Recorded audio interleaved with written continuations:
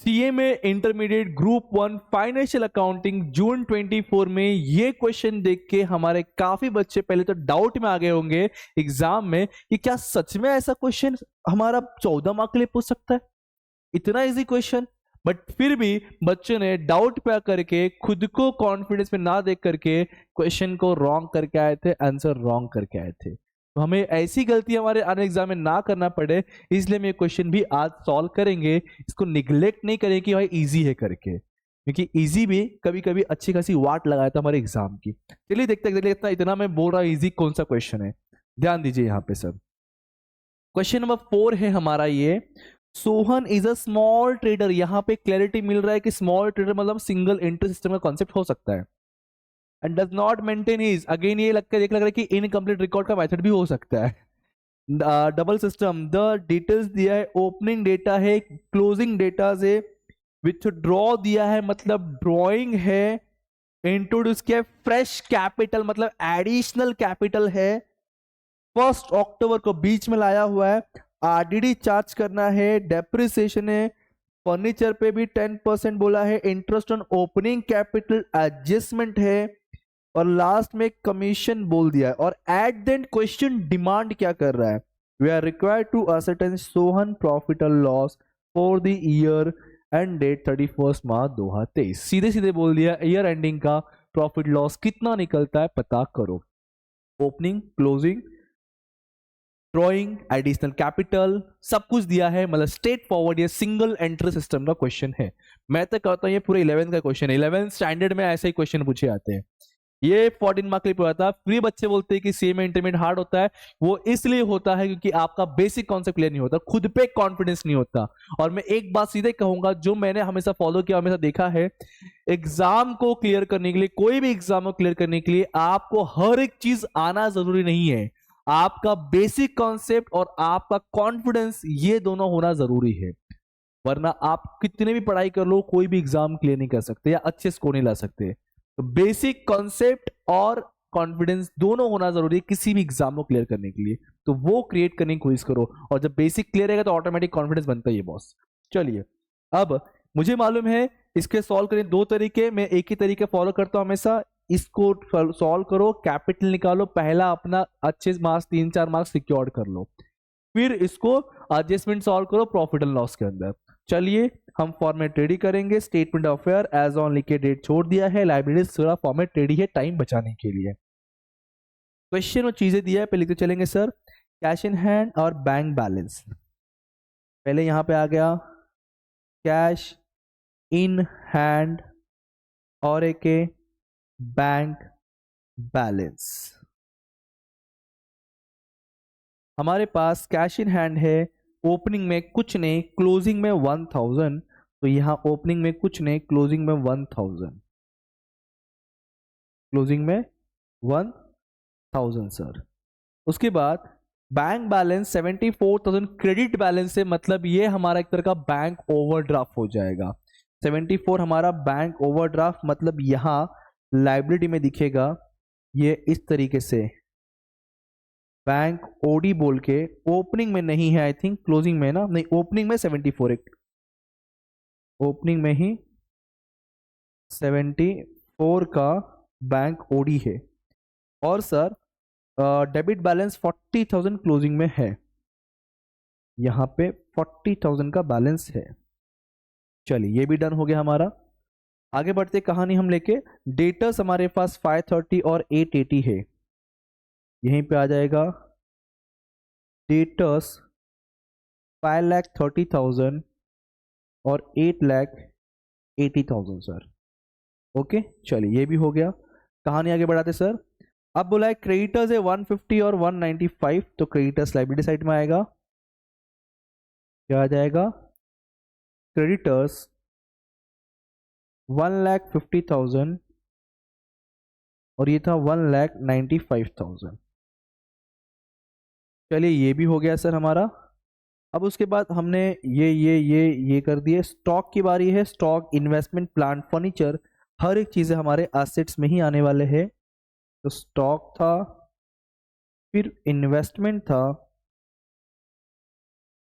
फिर उसके बाद सर हमारा प्लांट था और एक फर्नीचर था, ज्यादा मुझे याद आ रहा है। इनके अमाउंट हम एज इट इज क्वेश्चन से कॉपी करके पेस्ट करेंगे, जो हमेशा करते आए हैं, है कि नहीं। तो ये सारे अमाउंट हम एज इट इज उठा करके यहाँ लिख देंगे सर। जो स्टॉक है वो है 1,70,000 और ये 1,90,000। इन्वेस्टमेंट हमारा 1,20,000 और 1,35,000। प्लांट चेक कीजिए, प्लांट 2,2,14,14 है, बढ़िया, टेंशन नहीं, याद रखने की। 2 लाख, 2 लाख, ये 14,000 और ये 14,000। ओके, अब हमें कैपिटल निकालना है। For the capital we know very well how we'll find out the capital, so total asset minus total liabilities. तो दो कैपिटल निकलेगा, पहले column that is opening capital होगा, सेकंड वाला कॉलम क्लोजिंग कैपिटल होगा। जल्द से जल्द आप ये पूरा प्लस कीजिए, वीडियो को पॉज कीजिए। आई सजेस्ट प्लीज कैलकुलेशन करते रहिए, आपका कमांड बैठेगा आपके पर्सनल कैलकुलेटर के ऊपर। जल्द से जल्द प्लस कीजिए, ये सब प्लस कीजिए, मैं भी तब तक कर लेता प्लस फटाफट फटाफट, और मुझे बताइए कितना आ रहा है। 41,000 प्लस 8,80,000। जल्द से जल्द आप वीडियो पॉज करने की जरूरत नहीं है, मैं जब तक कर प्लस तक आप भी प्लस कर लीजिए, प्लीज कीजिए। आई रिक्वेस्ट स्टूडेंट, वरना आगे जाके एग्जाम में बड़ा डिफिकल्टीज होता है।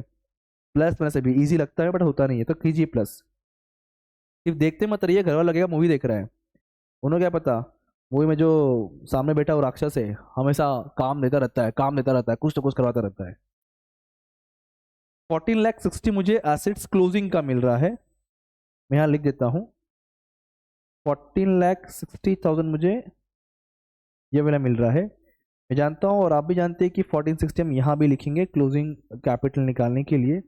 इसमें से हम सीधे सीधे 1,95,000 को माइनस कर देंगे, तो 12,65,000 मुझे इसका बैलेंस एंड फिगर मिला, is called as closing capital. Closing ही क्यों, क्लोजिंग डेट का निकाल रहे हैं, वैसे ओपनिंग का कीजिए।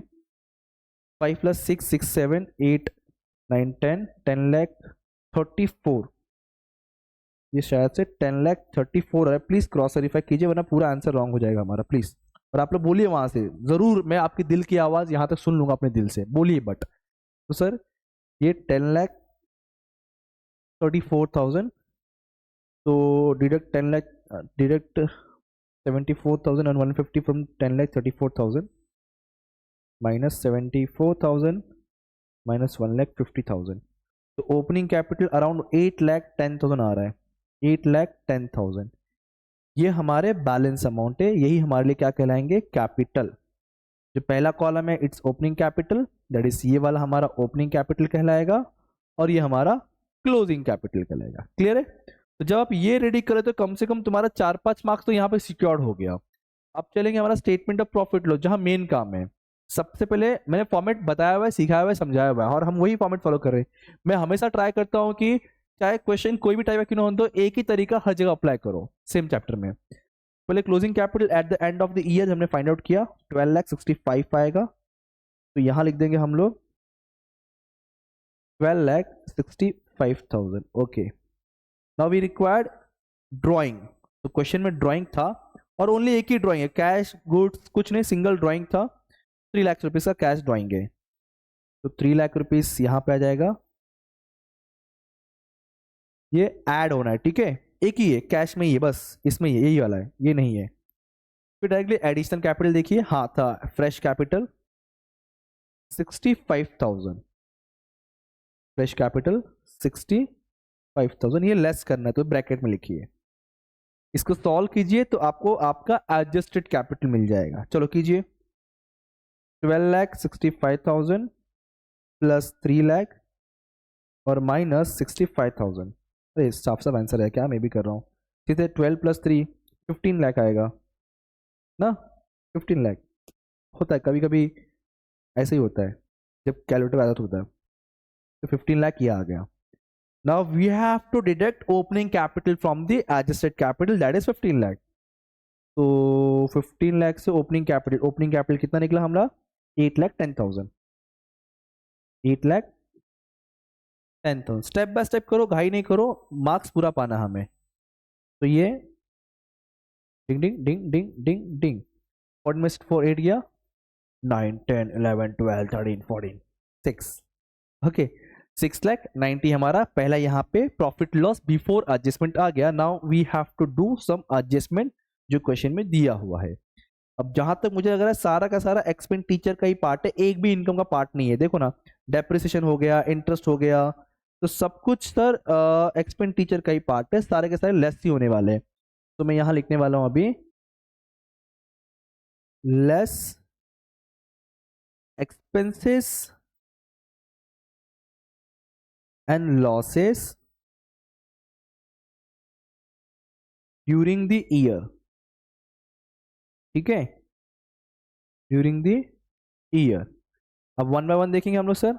सबसे पहले यहाँ पे 5% का आरडीडी है और हम ये क्लोजिंग चीजें कर रहे हैं, ध्यान रखना एडजस्टमेंट हमें क्लोजिंग पे ही चार्ज करना है, except the interest on capital which is given always question में। तो जैसे दिया उसे फॉलो करो, अदरवाइज कैपिटल में जब इंटरेस्ट निकालना होता है तो ओपनिंग और एडिशन पे निकलता है, अदरवाइज सारा एडजस्टमेंट हमारा क्लोजिंग पे होता है। तो 5% डेटर पे निकालना है हमें।